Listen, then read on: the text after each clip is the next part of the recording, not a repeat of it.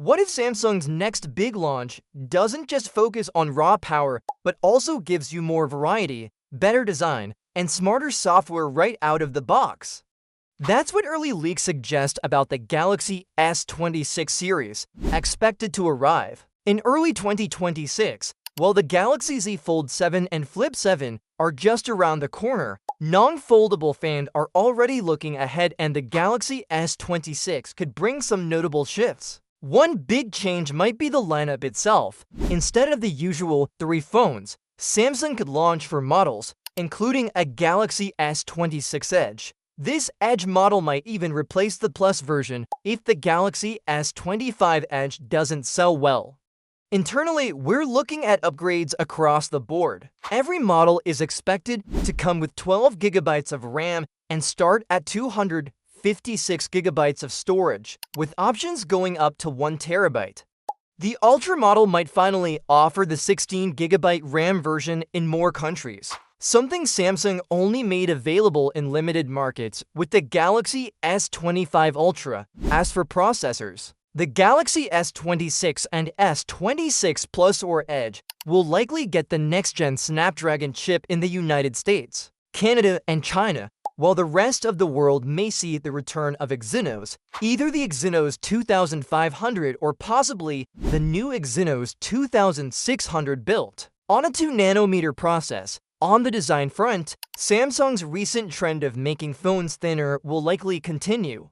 The Galaxy S25 Edge already showed how thinner camera modules can help reduce bulk without sacrificing quality. That same idea will carry over into the S26 lineup, including the Ultra and possibly the mid-tier models too.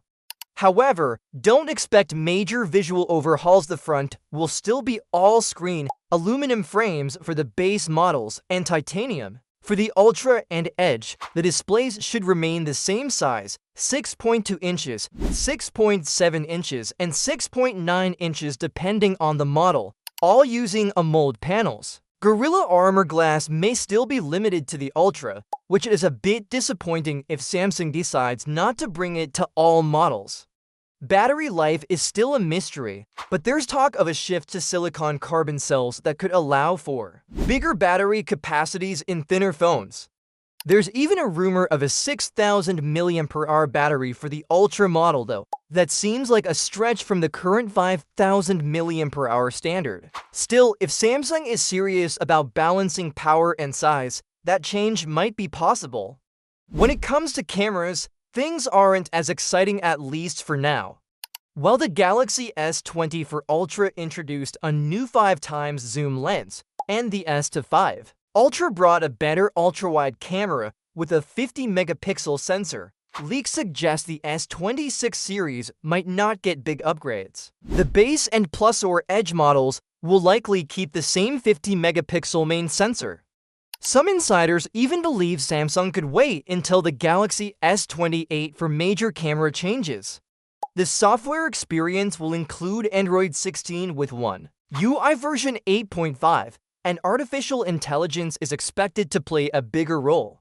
Gemini, which replaced Google Assistant and Bixby, will still be part of the system, but Samsung may also integrate Perplexity AI, a newer competitor, to ChatGPT. If a deal goes through, Perplexity could debut first in the Samsung Internet browser and Bixby before expanding elsewhere. Pricing is likely to stay the same as the Galaxy S25, although US trade policy changes could push Samsung to raise prices slightly. We'll know more closer to the end of 2025. Until then, it looks like the Galaxy S26 is shaping up to offer familiar hardware with smarter touches and more choice. For more updates on the Galaxy S26 series and what to expect in early 2026, hit like and subscribe so you never miss a thing. Is Apple already too late to lead the foldable phone market? That's a question many are starting to ask as new leaks reveal Apple's first foldable iPhone might not launch until the end of 2026. Meanwhile, Samsung will likely be unveiling its 8th generation foldable by then. The Galaxy Z Fold 8 And based on early reports, Samsung might still keep the upper hand in a few important ways. Let's break this down in simple terms. Even though Apple is finally getting into foldables, Samsung's experience and current hardware could give it a clear lead in three key areas: screen size, camera setup, and daily comfort when using the phone. First, let's talk about size, and no, not the size of the phone in your pocket, but the screen you get once you open it. Samsung has been pushing large foldable displays for years. Their upcoming Galaxy Z Fold 7 is already rumored to feature an 8-inch inner display that's pretty big for a foldable. Apple's first foldable iPhone, on the other hand, might only offer a 7.58-inch foldable screen. Some reports mention a possible 7.8-inch size, but even then, Samsung's device would still be slightly ahead for users who want to browse, stream, or multitask. Every inch counts, and Samsung might just offer more of it. Now, let's move on to the cameras. The leaks suggest Apple will go with two rear cameras, each with 48 megapixel resolution. That sounds fine, but there's a catch: no mention of a telephoto lens. That means limited zoom capability without losing image quality. Samsung, however, is going all out. The Galaxy Z Fold 7 is expected to keep its powerful setup: a 200-megapixel main camera, a 12-megapixel ultra-wide, and a 10-megapixel telephoto camera.